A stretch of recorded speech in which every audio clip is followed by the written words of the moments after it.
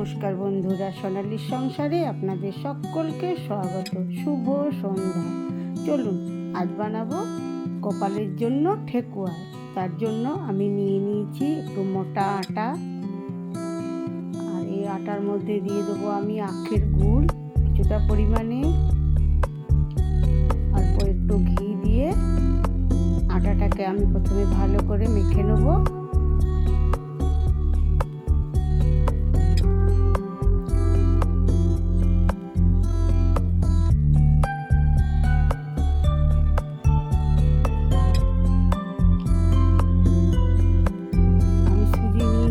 কিন্তু আটাটা বেশ মোটা, তাই সুজিটা আর দিলাম না।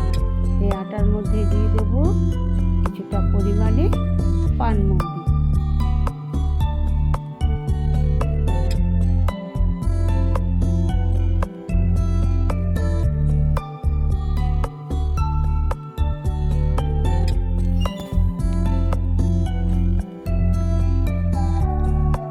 আর দেবো শুকনো খেজুর, শুকনো নারকেল, অল্প একটু কিশমিশ।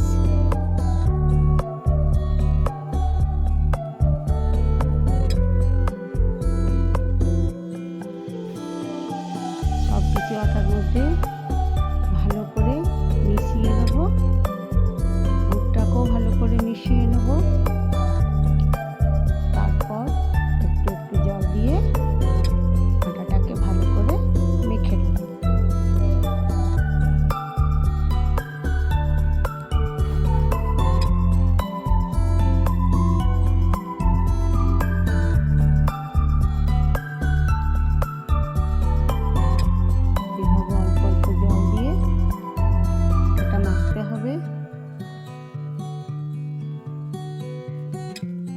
নরম মাখলে চলবে না, এটা একটু শক্ত হবে, মাখতে হবে।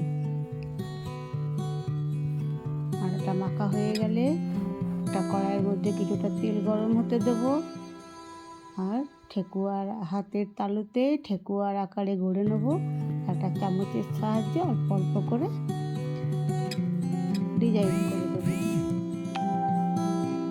তেলটা গরম হয়ে গেলে একটা করে ঠেকুয়া কড়াইয়ে দিয়ে ভেজে নেব। তেলটা বেশি গরম হওয়া চলবে না, তাই গ্যাস ওভেনটা একটু কমিয়ে দিলাম।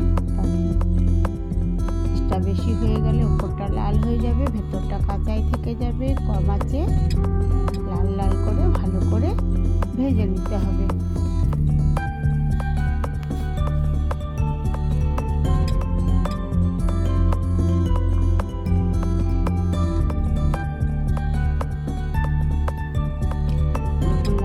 ভাজা হয়ে যাবে, তখন আমি ঠেকুয়াগুলো তুলে নেব।